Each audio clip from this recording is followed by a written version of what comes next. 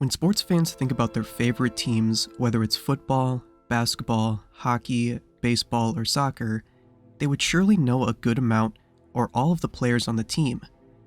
It's obviously important as they are the ones bringing on the action and executing exciting plays. Most fans would also likely know who their coach or manager is, as they are the ones calling all of the shots and masterminding plays. However, coaches aren't exactly the most interesting or intriguing people in sports.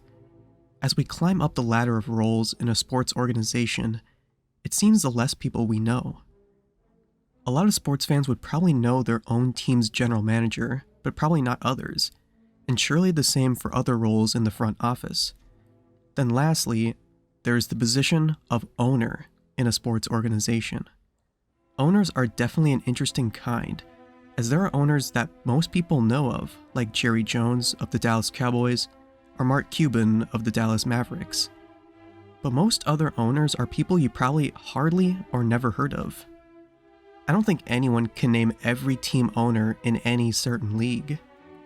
Though owners don't typically make the executive decisions general managers or other front office personnel does, they are still arguably the most powerful person in that organization, as they can influence office or coaching decisions, and most notably, they got the money. But if owners aren't really known amongst fans or making constant decisions for the team, why should we care about them? That's surely a good question, but it's also important to ask, who are these people? Where did they come from? And how are they able to build the franchises and dynasties of sports organizations throughout time? Let's take a look into the world of owners.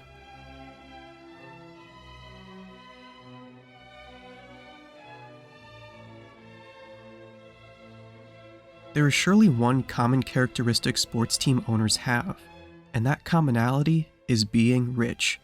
But like, really, really rich. These people aren't just millionaires or multi-millionaires, but most owners are billionaires.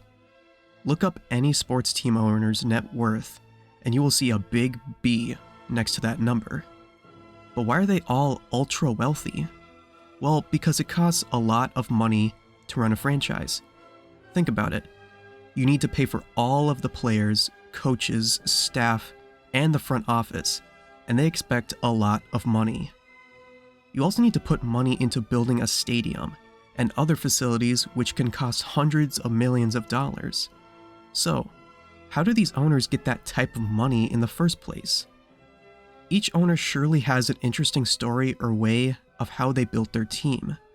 A lot of teams' owners are families or estates that have accumulated a ton of wealth over time, such as the Detroit Lions being owned by the Ford family, who are descendants of the famous car manufacturer Henry Ford. A lot of others come from accumulating wealth from their businesses, like Los Angeles Clippers owner Steve Ballmer, who was the CEO at Microsoft. If you also look at the history of ownership of each team, you would see there are hardly any teams that have had the same owner for all of its history, excluding recently made teams. That's because past owners can sell the team, and new owners can buy the team. Remember, this is a business. Just like any other business, you might want to sell your business if it decreases concerningly in value, as you don't want a negative return on investment. And the same for buyers, as scooping up the rights to a business or a franchise can be a great investment over time. Just look at Jerry Jones and the Dallas Cowboys, as Jones paid $150 million for the team in 1989, and 3 Super Bowl championships later, the Cowboys are now worth $5.7 billion, making them the most valuable franchise in the world. Those kinds of figures make these organizations some of the most influential in the world. But how do they generate 10 figures of value? One main way of generating income is ticket sales. Think about how many people can fit inside these huge stadiums. AT&T Stadium, the home of the Cowboys, has a capacity of 80,000, with an average ticket price of around $100. That's at least $8 million in revenue, and that doesn't even cover the seats that are much more expensive, like suites. You also got thousands of people buying concessions at these games, generating even more income. In 2018, the Dallas Cowboys made $621 million in team stadium income, which is more than half of their total revenue. This is why it was so important for owners to get people back into the stadiums during the COVID-19 pandemic.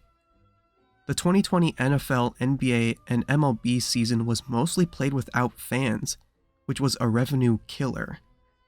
The Cowboys were one of the first teams to bring back fans, and that income slowly started coming back. It's probably expected that every NFL team's stadium revenue will increase this year, as fans are surely eager to get back and cheer on their favorite team. Another significant way these owners can pocket so much value is through sponsorships. Ever wonder why so many stadiums are named after some corporation? Because that corporation pays tens or even hundreds of millions of dollars to brand their name. And that is clearly easy money for sports teams. The Dallas Cowboys make around $18 million a year from AT&T, so they can use the company's name for their stadium. Other sponsorships for the Cowboys include Ford, NRG, Whataburger, United Health Group, American Airlines, and Bank of America. Jerry Jones can also use his stadium for other events like concerts, college football, wrestling, and college basketball, which can bring in an extra $100 million. TV networks also work out deals with each league and their teams to reserve the right to broadcast the games, bringing in more millions. When you own a sports organization, the amount of income streams seems endless, which is why the value of these teams keep getting higher and higher every year. And that's just what the owners like. Besides from doing all of this business to bring in the cash, what else do owners do? Do they just chill and watch their team play? For some, yes, but they actually do have quite the influential power in each respective league. For example, almost every major sports league gives the owners democratic influence over the league's rules and institutional policies. For example, in the NFL, in order for a rule to change, such as decreased number of preseason games or the lifting of restrictions on jersey numbers, must be approved by 75% of the owners in the league, which is 24 owners. There's also approval of acquisition of teams, like how Major League Baseball just approved the sale of the New York Mets to billionaire Steve Cohen, or how the NHL Board of Governors, which is the fancy name for all the owners, unanimously approved of the new expansion team called the Seattle Kraken. They can also approve the league's commissioner, which is a huge power move. These are huge decisions for these leagues to make, which can totally shake up or change the sports market. So it's essential for owners to vote on how a certain decision may affect the valuation of their team. These powers are not to be underestimated, as they don't have many checks to regulate them. So owners really are a force to be reckoned with in sports leagues. Owners can gain big influence for the function of their own team as well. They have the power to fire and hire general managers who make all of the front office decisions. But some owners can go one step further and actually take on the roles of these front office positions. Jerry Jones is a prime example, as he has given himself the positions of both president and general manager of the Dallas Cowboys. Here, Jones can draft players, negotiate contracts, send trades, and sign free agents. Jones has been quite successful, as he oversaw 3 Super Bowl championships in the 90s and 15 playoff appearances since his acquisition of the team. He has made questionable decisions over time, like signing players that committed crimes and keeping the unlucky and unpopular head coach Jason Garrett. He's become polarized among the league and fans for his influence over his team, other teams, and the league executives. Jerry Jones is surely an example of how capable these owners can become, with the vast amount of money and influence that comes with their acquisition of a franchise. Overall, sports franchise owners represent a microcosm of elitism, as they themselves can be significant influences on both the league they're in and the entire sports market.